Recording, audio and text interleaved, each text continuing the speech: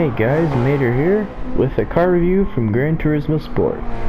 This time featuring the Daihatsu Copen, which is a Japanese K-car, which, for those who might not be familiar with that term, is a car manufactured in Japan, which is very small and has to have an engine capacity below 660 cubic centimeters. And the Daihatsu Copen was Daihatsu's answer to meet those standards.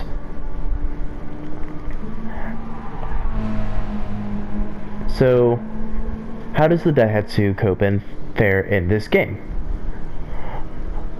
Well, it's powered by a 659 cubic centimeter turbocharged 4-cylinder engine, making 63 horsepower.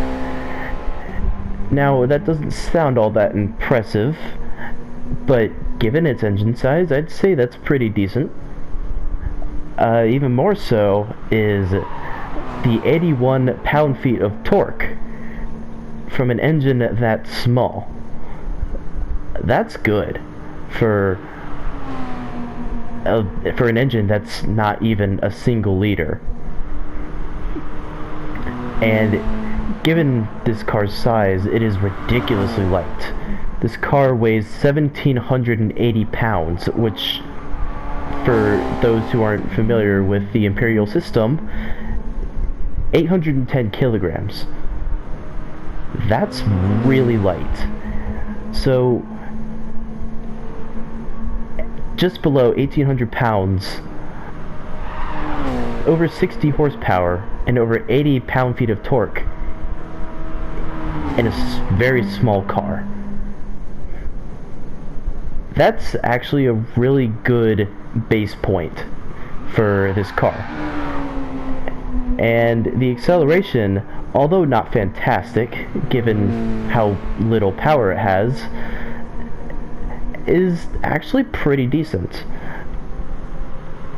Although, like I said, not amazing, you still gotta respect that it's a very small car and it's meant to be economical.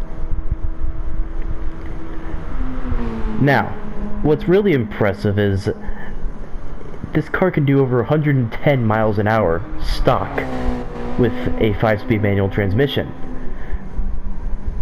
That's actually really good, all things considered. But this is the real life version we're talking about. We haven't talked about this car in this game. And most of that holds true in this game. This car is classified as an N100 car, and I'd say it fares pretty well in there. Now, obviously, it won't dominate everything on the racetrack. There are some things that you need to know before deciding to take this car to the racetrack.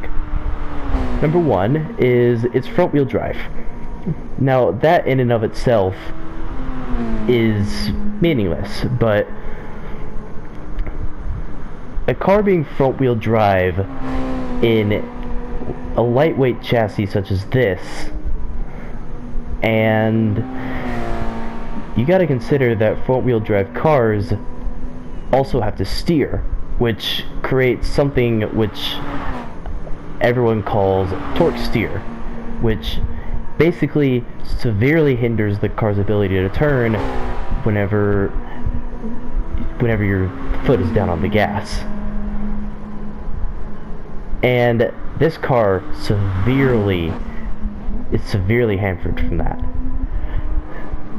So when making turns in this car, you have to make sure that your gas pedal is not being floored, or else this car won't take turns very well. Now, of course, there are some instances where, you have to, pedal to the metal to make a turn kind of fast. This car kind of can't do that. It can take high-speed turns relatively well, but you will still find that it understeers fairly often. And another thing about this car, like you just see, is that it's very prone to flipping whenever it enters low-speed corners and you accelerate very heavily. This car doesn't have a very low center of gravity, even with its ride height dropped pretty far.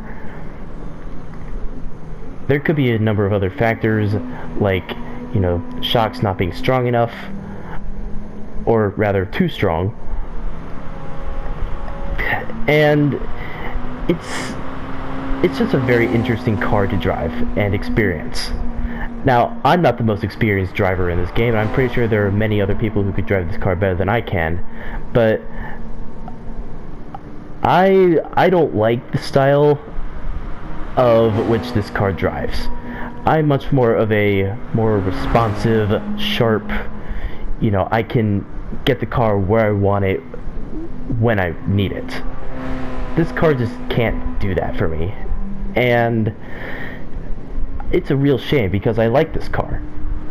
I wish that you could convert drivetrains like you could in Forza, but this isn't Forza. Now if this car were front-engine rear-wheel drive or mid-engine rear-wheel drive, that could help the car a ton with sharper steering, as well as, you know, being able to just be a better car overall.